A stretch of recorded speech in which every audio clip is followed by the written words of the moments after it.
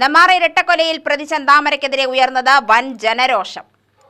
പോത്തുണ്ടിയിൽ police നാട്ടുകാരും ചേർന്ന് തിരച്ചിൽ നടത്തിയ മാട്ടായി മേഖലയിൽ നിന്ന് ബുധനാഴ്ച രാത്രി ഏറെ വൈകിയാണ് പ്രതി ചെന്താമര പിടിയിലായത്.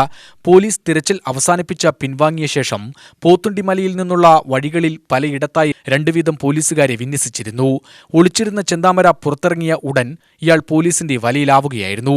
36 മണിക്കൂർ നീണ്ട അസാധാരണമായ തിരച്ചിലിനൊടുവിലാണ് ചെന്താമരയുമായി പോലീസ് നെന്മാർ സ്റ്റേഷനിലെത്തുന്നത്.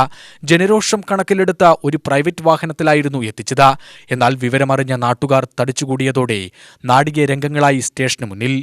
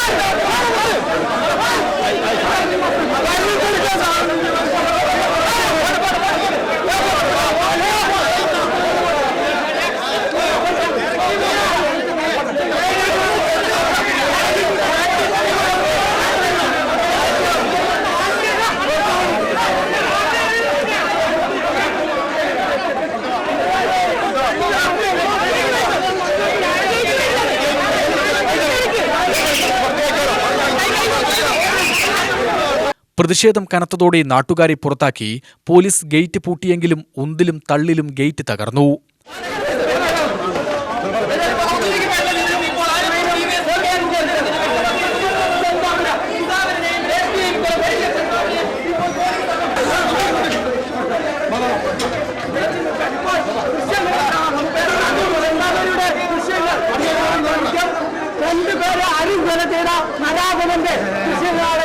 പ്രേക്ഷകർ കണ്ടുകൊണ്ടിരിക്കുന്നത് 2 പാവങ്ങളെ കൊലപ്പെടുത്തിയ നരാധമൻ കാണുന്നത്. ചെന്താമര എന്താണ് ഇത്തരം ചെന്താമര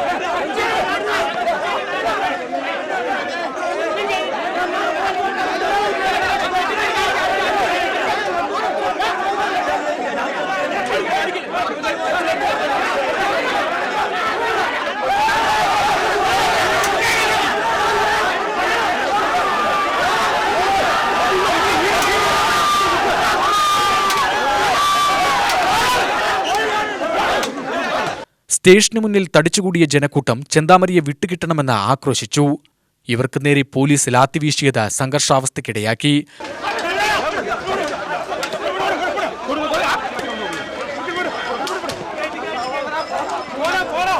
ഇപ്പോഴും ആളുകൾ വീണ്ടും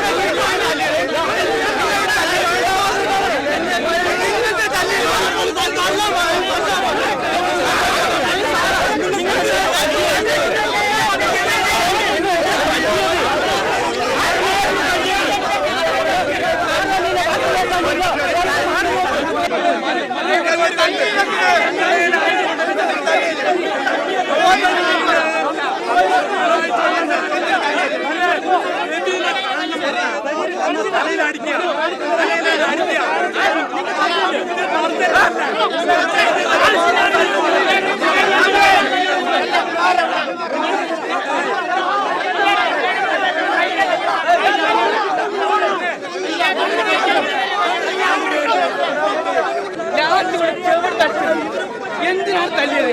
അവർക്ക് വെള്ളം കൊടുത്തേരണോ? അവരെ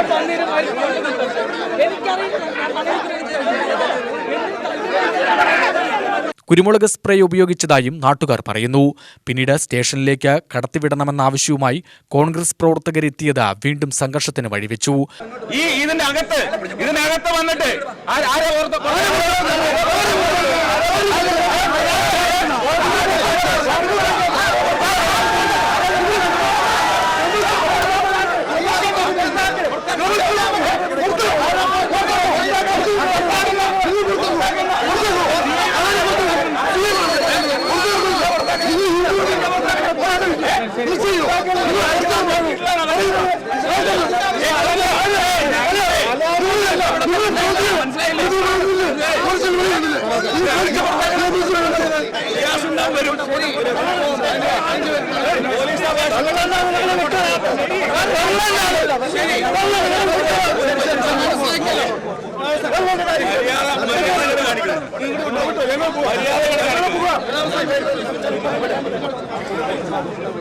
ഒടുവിൽ സ്ഥലം MLA K Babu, CPM area secretary K Preman ഉൾപ്പെടെയുള്ളവർ സ്റ്റേഷനിലെത്തിയാണ് നാട്ടുകാരെ അനുനയിപ്പിച്ചത്.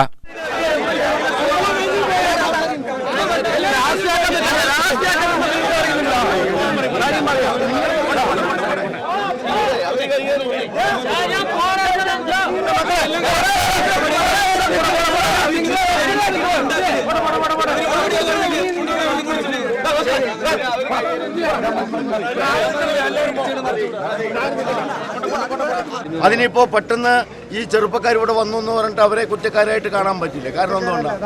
കാരണം അതിനിഷ്ഠൂരമായ കൊലപാതകം ഇവിടെ 3 എണ്ണം നടത്തിയ ഒരുത്തനെ ഈ പോലീസിനോടൊപ്പം തന്നെ പിടിക്കുന്നതിന് വേണ്ടി 2 ദിവസം അവർ ഉറക്കവും ഊണും ഇല്ലാതെ ഈ കാടും മലയും കുളവും തേടി അലഞ്ഞ കുട്ടികളാണ്. അവരെ കുറ്റപ്പെടുത്തുന്നില്ല. പക്ഷേ പോലീസിന്റെ കയ്യിൽ കിട്ടിയ ഒരു പ്രതിയെ ആക്രമിച്ച് കൊല്ലാനുള്ള അധികാരമൊന്നും ജനക്കൂട്ടത്തിന് കൊടുക്കാൻ കഴിയില്ലല്ലോ.